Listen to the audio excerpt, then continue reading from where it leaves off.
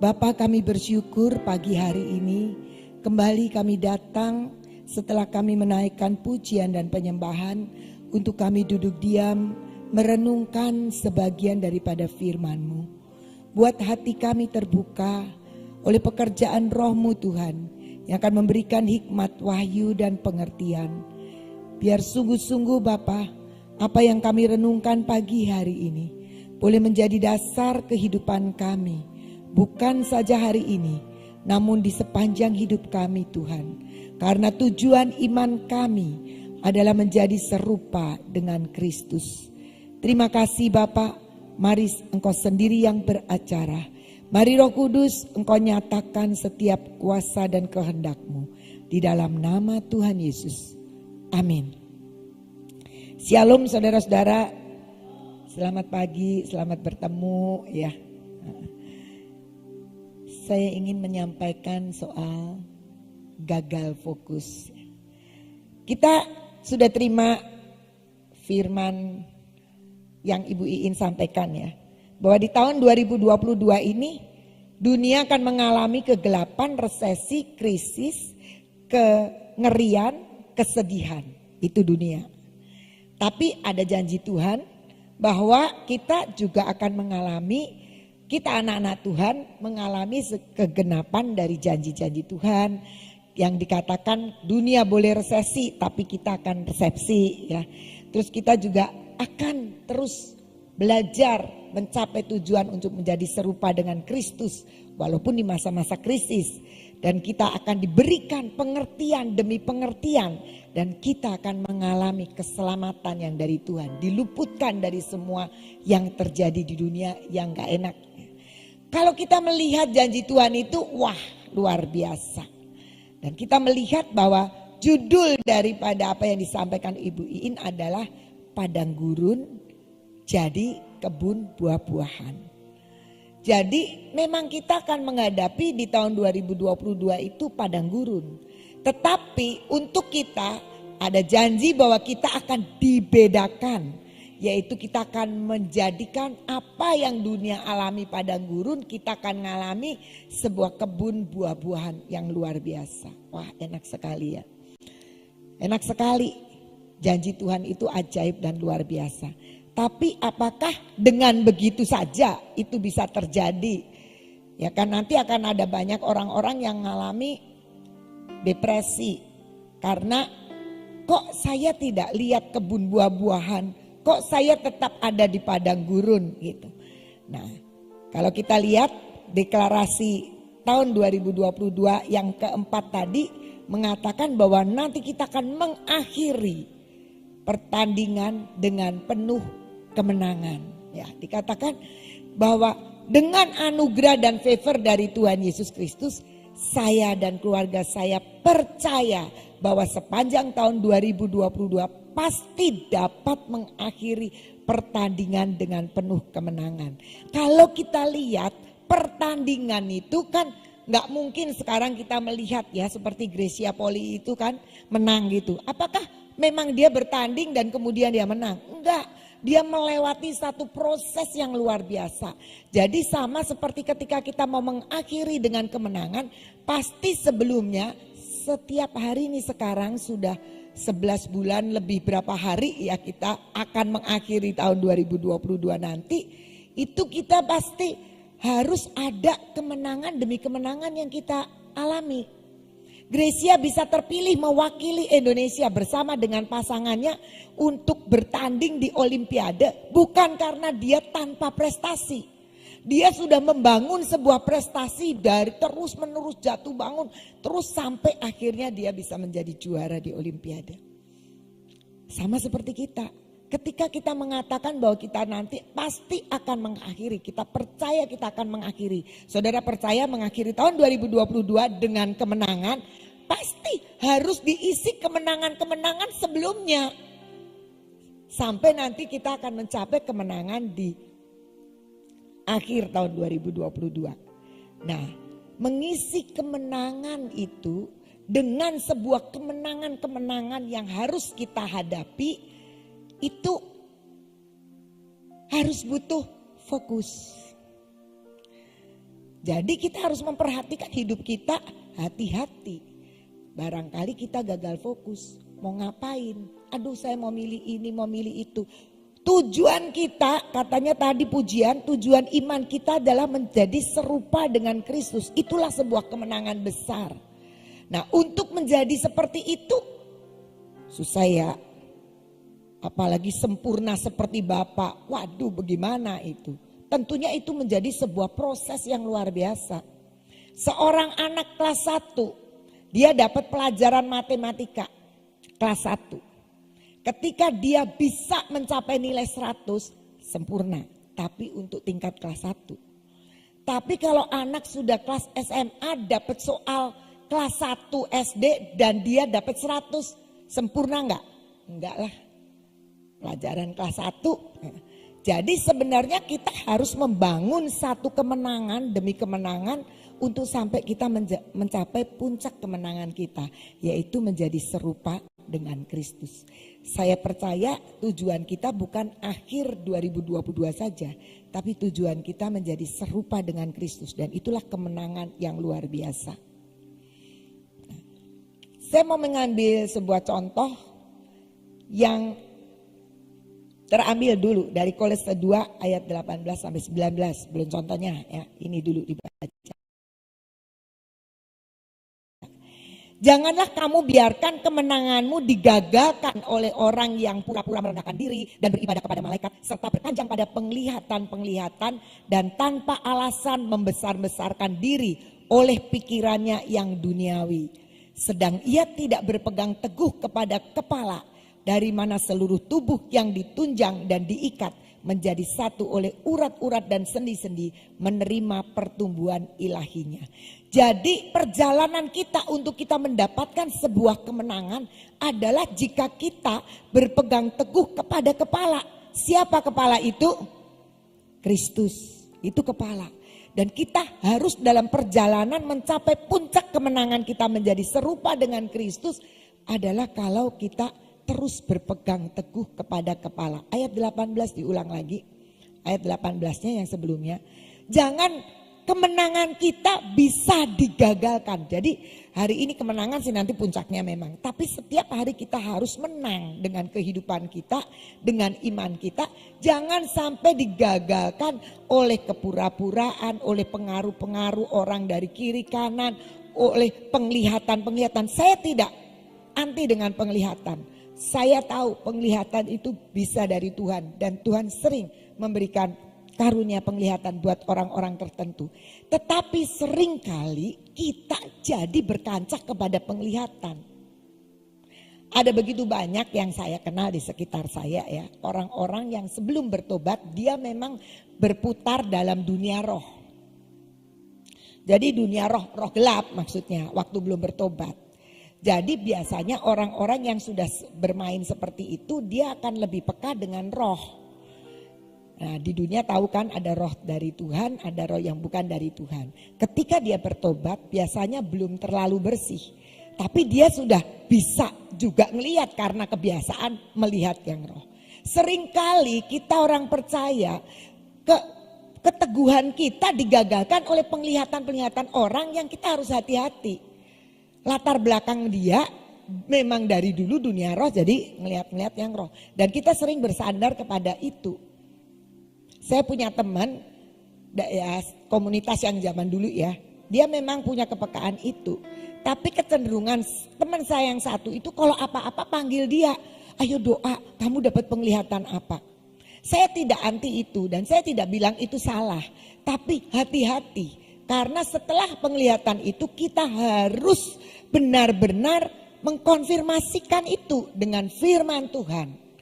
Jadi kadang-kadang orang kemenangan hidup kita yang sudah kita rintis dari awal hari demi hari bisa digagalkan oleh lingkungan sekitar kita yang memberikan pengaruh. Entah orang-orang yang pura-pura, yang selalu berkanjang kepada penglihatan atau yang pikirannya masih duniawi. Nah, itu dikatakan di situ loh, bukan saya.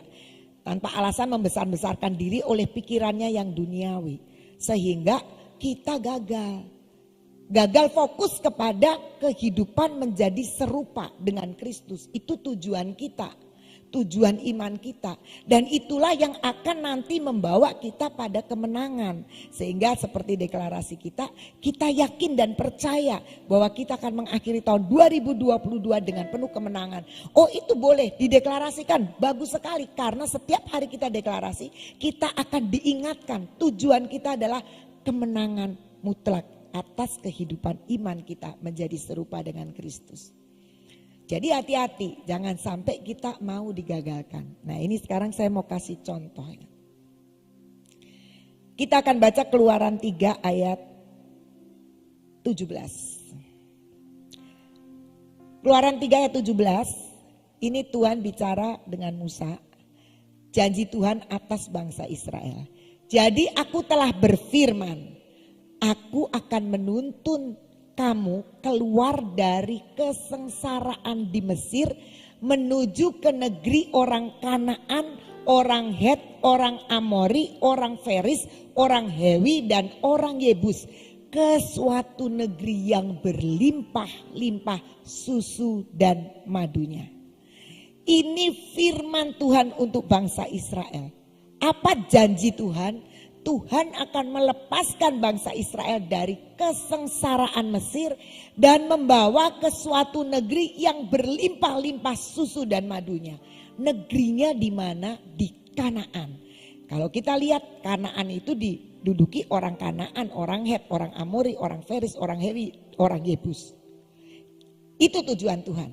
Itu janji Tuhan buat bangsa Israel. Sekarang kita lihat di Bilangan 32 ayat 1 sampai 5. Adapun Bani Ruben dan Bani Gad ternaknya banyak. Bahkan sangat banyak sekali. Ketika mereka melihat tanah Yaeser dan tanah Gilead, tampaklah tempat itu tempat yang baik untuk peternakan. Lalu datanglah Bani Gad dan Bani Ruben dan berkata kepada Musa, Imam Eleazar dan para pemimpin umat itu. Atarot, Dibon, Yaeser, Nimrah, Hesibon, Eleale, Sebam, Nebo dan Beon.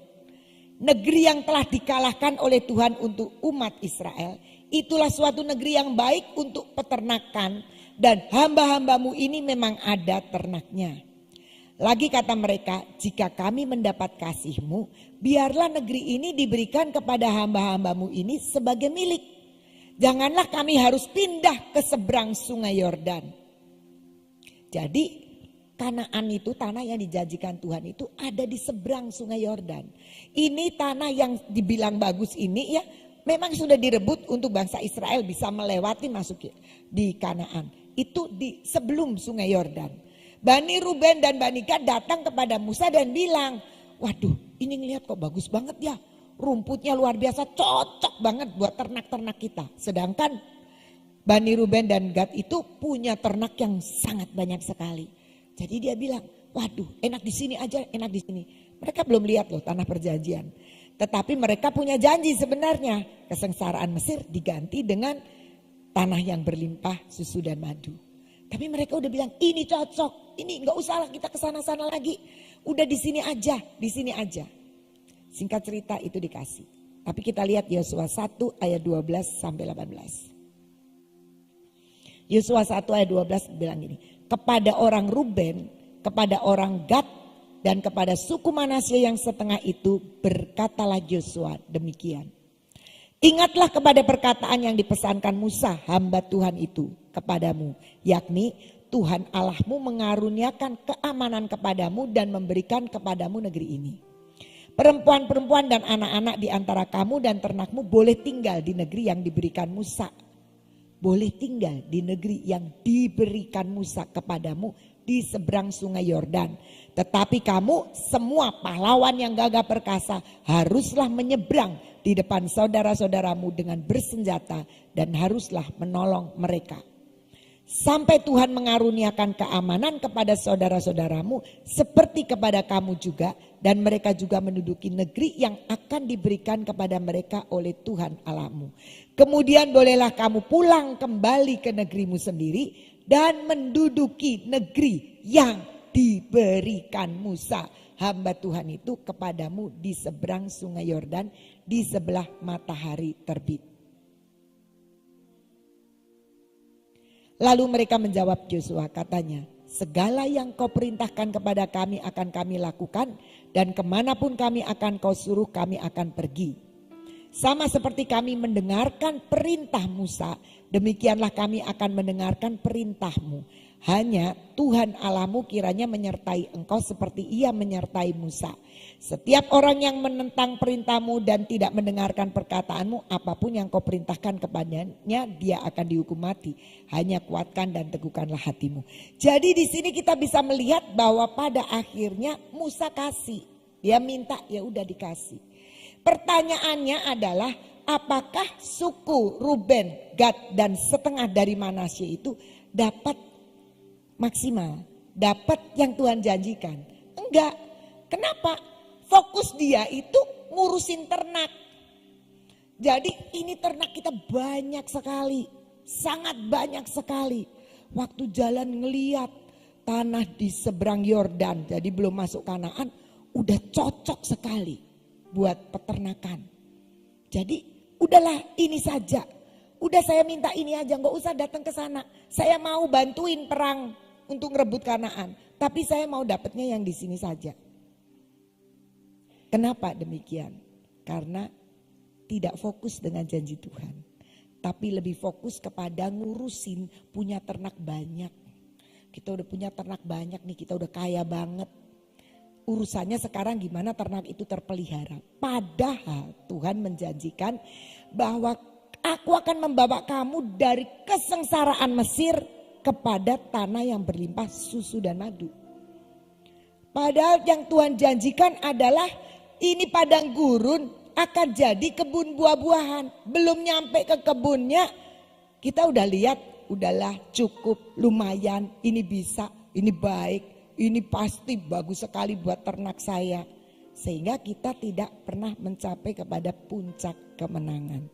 Jadi ternyata untuk masuk ke tanah Kanaan, untuk masuk ke perjanjian Tuhan, untuk kita bisa mengalami dan menikmati maksimal dari Tuhan, itu harus kita tetap fokus kepada tujuan Tuhan. Tujuan Tuhan apa? Membawa kita masuk ke tanah perjanjian, membawa kita masuk ke tanah Kanaan. Nggak usah mikirin di perjalanan. Untuk kita masuk ke tanah Kanaan itu ada banyak tempat yang enak. Seperti Bani Ruben, Bani Gad. Dan setengah Manasye. Dia udah lihat yang enak sekali.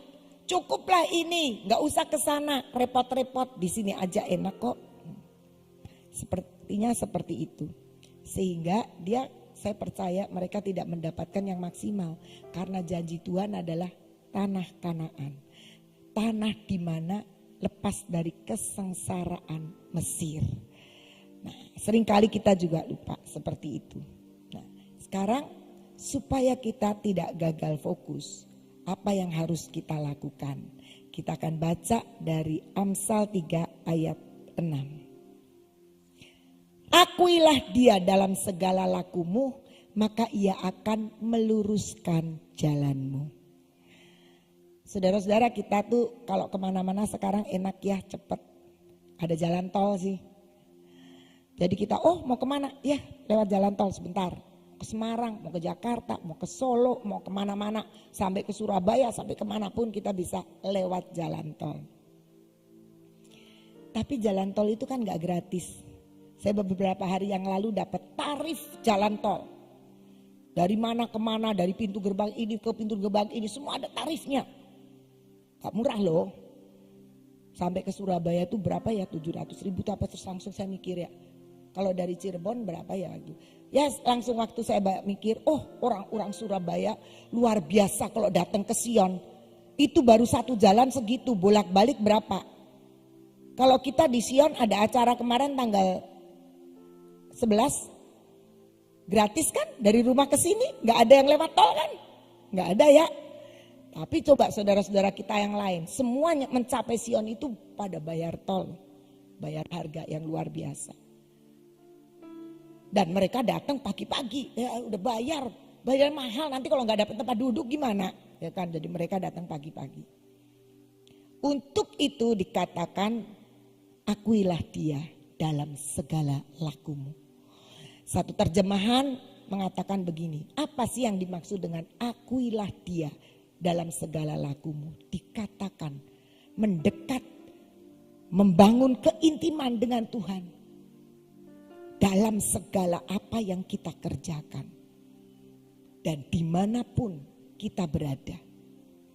Jadi artinya di sini kita melihat bahwa kita mengakui Tuhan dalam segala laku kita. Itu dari yang kecil sampai yang paling besar harus menyadari Tuhan ada di situ. Yesus ada di situ. Ada satu pengalaman yang menarik dan ini sudah terjadi lama sekali. Tapi saya diingatkan ketika saya merenungkan ini, mengakui Tuhan dalam segala laku kita. Waktu itu Audrey anak saya masih kuliah di Kanada. Satu hari, dan waktu itu belum ada zaman WA begini ya gitu. Jadi saya setiap hari itu selalu lewat internet pakai kamera gitu. Ngobrol sama dia. Satu hari dia cerita katanya, "Mami, aku baru pulang dari dokter. Kenapa? Kegigit lidahnya." Lah kalau kegigit akan biasa ya, biasanya terus jadi sariawan itu ya kalau kegigit gitu. Tapi dia bilang, tapi bleeding Mami, jadi darahnya banyak sekali. Jadi aku lari ke dokter. Terus saya lihat dia tunjukin lidahnya, dia julurin. Saya doain dan sebagainya. Gimana sekarang ya, akhirnya dikasih obat sudah berhenti. Tapi ya susah untuk makan. Oke. Udah begitu selesai, saya sudah doakan, saya makan. Setelah itu saya makan di sini. Ketika saya makan, saya berdoa dulu kan. Tuhan gini. Tiba-tiba Tuhan bilang begini. Berapa kali kamu makan dan tidak kegigit? Nah, saudara suruh ngitung. Saudara makan tidak kegigit, ayo hitung berapa banyak. Ternyata Tuhan mengingatkan saya. Keberhasilan kita untuk ngunyah tanpa kegigit itu. Ada Tuhan di situ. Orang makan bisa kegigit, orang makan bisa kesel, betul nggak? Kita kadang-kadang nggak nyadari. Oh ya tenang aja, doa makan juga biasa aja. Tapi kita nggak nyadari ketika kita mengakhiri makanan tanpa mengunyah, tanpa tergigit, kita jarang dan nggak pernah mengucap syukur. Saudara pernah nggak mengucap syukur? Selesai makan berdoa, terima kasih Tuhan, saya sudah boleh makan tanpa kegigit. Nggak ada kan? Tapi saya diajar di situ. Akui dia dalam segala tindakan sampai sekecil apapun dia ada. Orang kegigit kan seperti nggak sengaja ya. Nah itu kalau Tuhan nggak ada, kita makan itu 5 kali kunyahan bisa 50 kali kegigit loh saudara. Tanpa kita sadari. Tapi ketika kita mengakui adalah ya nggak usah sekarang kalau tiap makan Tuhan jangan sampai kegigit. Waduh gitu. Ya tapi paling Tuhan ikutlah di dalam aku boleh menikmati makanan ini. Itu yang Tuhan kehendaki. Satu hari saya melihat pengumuman di Gedung Gracia ini. Pengumumannya begini. Pernikahan ini dan ini batal. Itu hari Kamis dan akan ada pesta pernikahan hari Sabtu. Loh, batal. Saya baca dibatalkan. Jadi saya tanya, saya ketemu sama Pak Yohanes. Pak Yohanes, ini kenapa sih orang pesta tinggal 2 hari lagi kok batal? Katanya, iya mamanya pengantin meninggal. Oh meninggal, emang udah sakit? Enggak, ketelek sate kentangnya jamblang. Siapa yang suka sate kentang jamblang? Dan siapa yang suka makan dan tidak pernah keselak? Ternyata hidup kita itu rapuh sekali. Mari kita belajar untuk selalu mengakui dia dalam semua apa yang sedang kita kerjakan. Kita butuh pertolongannya, kita butuh pimpinannya. Bisanya bagaimana kalau kita bergaul intim, kita ngerti ada tuntunan-tuntunan, ada penyertaan Tuhan, ada campur tangan Tuhan di semua area hidup kita.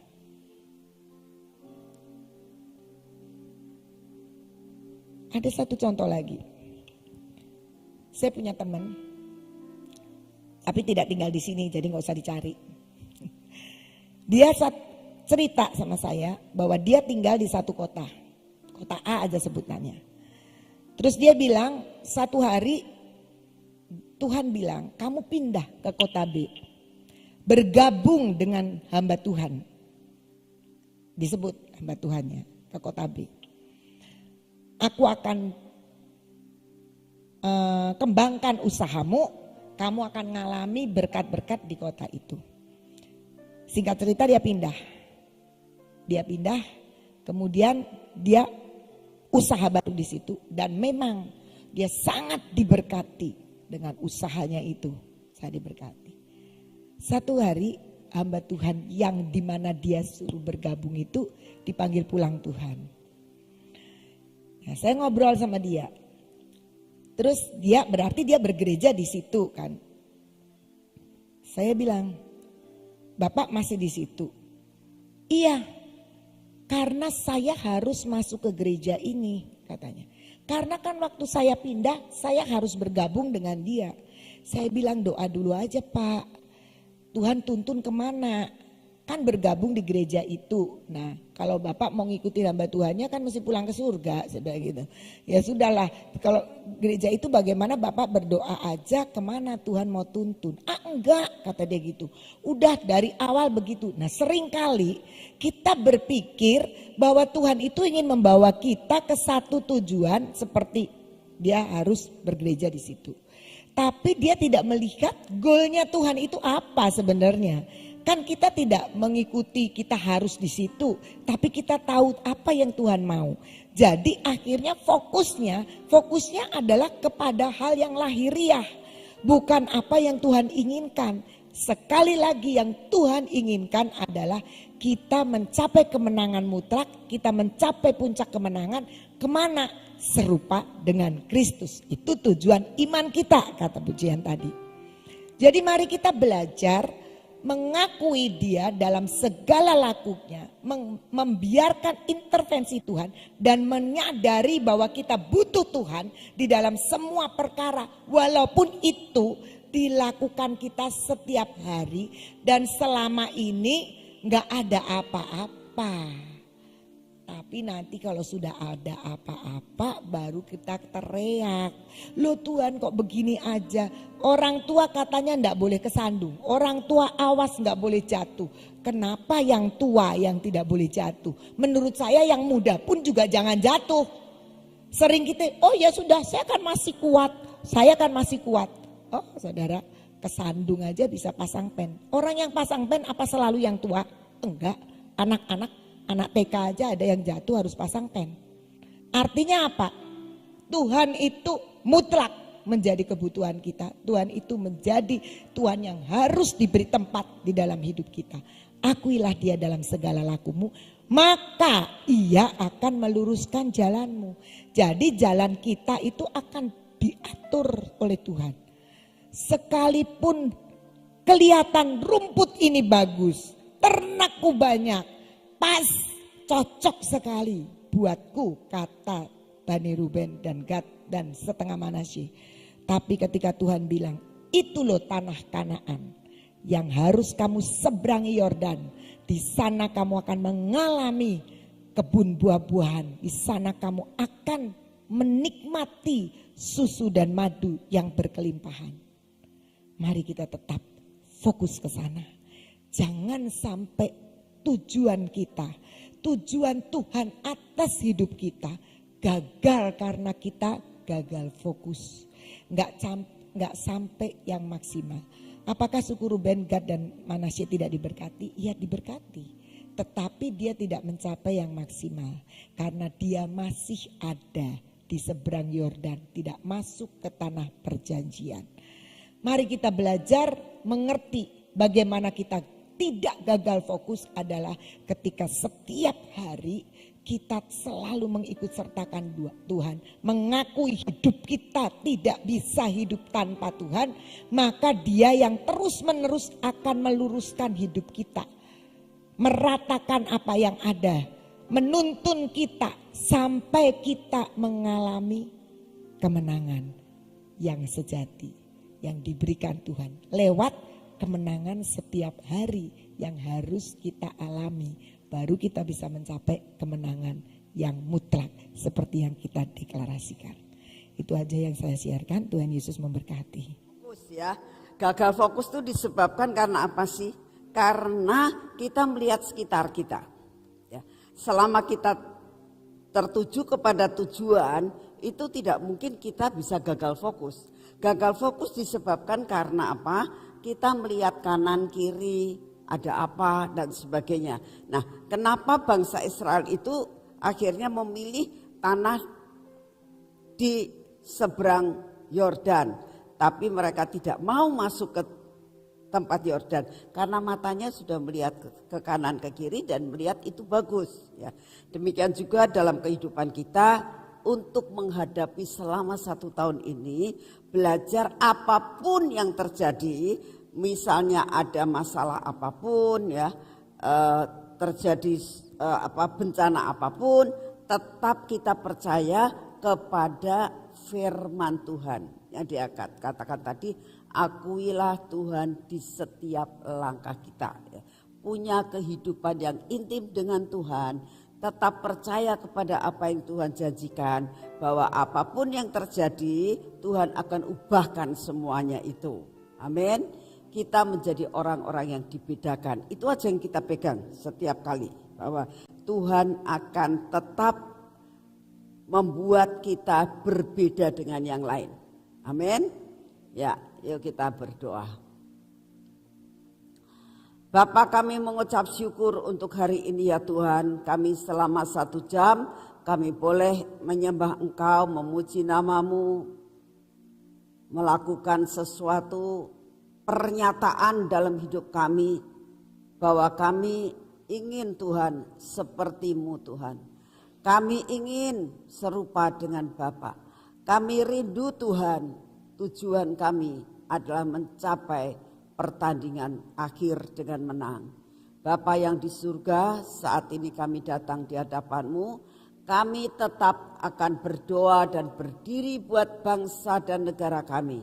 Karena kami percaya Tuhan, kalau kami berdoa dengan sungguh-sungguh, Engkau akan melepaskan bangsa kami dari keterpurukan.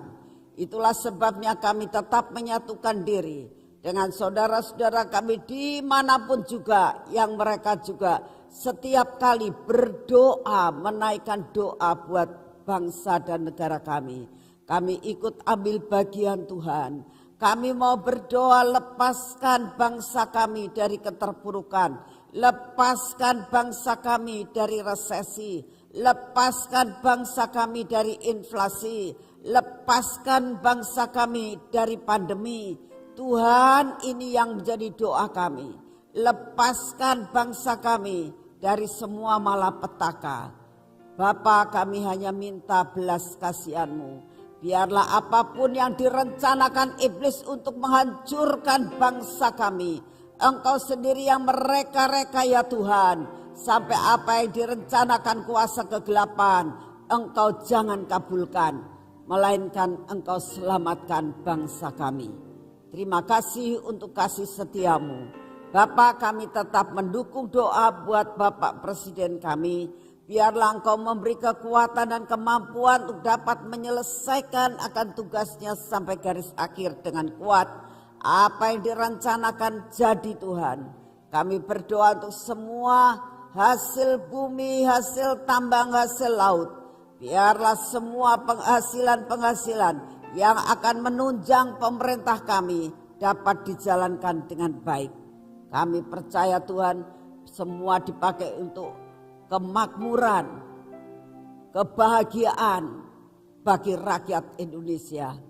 Terima kasih untuk kasih setia-Mu.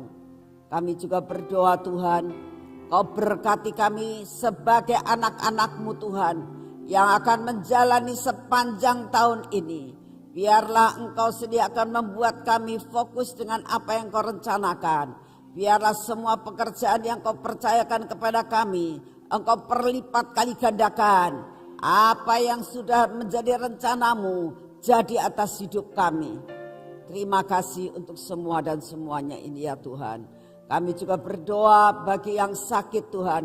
Kalau di antara anak-anak-Mu saat ini ada yang sakit terkena penyakit apapun, kami doakan pada saat ini Tuhan, firman-Mu mengatakan, di mana ada 2-3 orang berseru di dalam nama-Mu, Engkau mendengar doa kami. Dan kami minta di dalam nama-Mu, kami berdoa di tempat ini Tuhan, Engkau jamah akan setiap yang sakit saat ini Tuhan. Dalam bentuk apapun sakit penyakitnya, Engkaulah Jehovah Rapha, Engkau sanggup menyembuhkan, Engkau sanggup membuka jalan, Engkau sanggup untuk menyempurnakan. Terima kasih ya Tuhan, kami menyerahkan semua dan semuanya ke dalam tangan-Mu. Segala puji, hormat dan syukur kami naikkan di hadapan-Mu. Terima kasih untuk kasih setia-Mu ya Tuhan Yesus. Engkau sungguh amat sangat baik. Segala puji, hormat dan syukur kami naikkan di hadapan-Mu. Di dalam nama Tuhan Yesus. Mari kita masuk dalam pengurapan.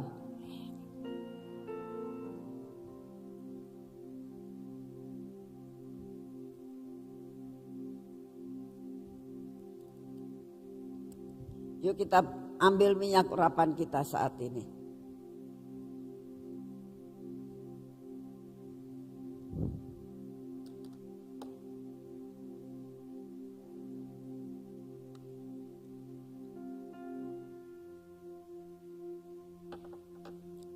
Bapak, sebelum kami melakukan semua pekerjaan kami hari ini, kami butuh Engkau untuk meluruskan setiap jalan-jalan yang kami akan lalui.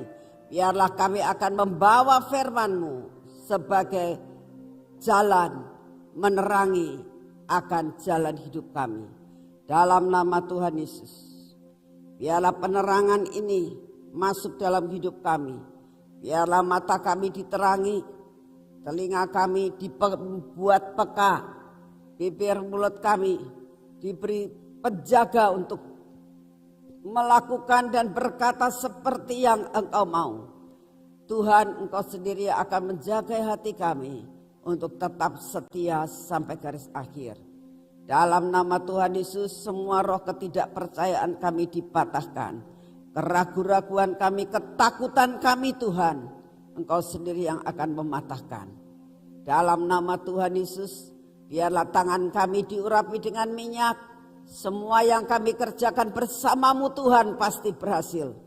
Dalam nama Tuhan Yesus, buat kaki kami berjalan terus Tuhan, seperti yang Engkau mau. Sampai tidak ada yang gagal dalam perjalanan kami, karena kami berjalan bersama dengan Engkau. Di dalam nama Tuhan Yesus, amin. Selamat pagi, Tuhan memberkati saudara semuanya.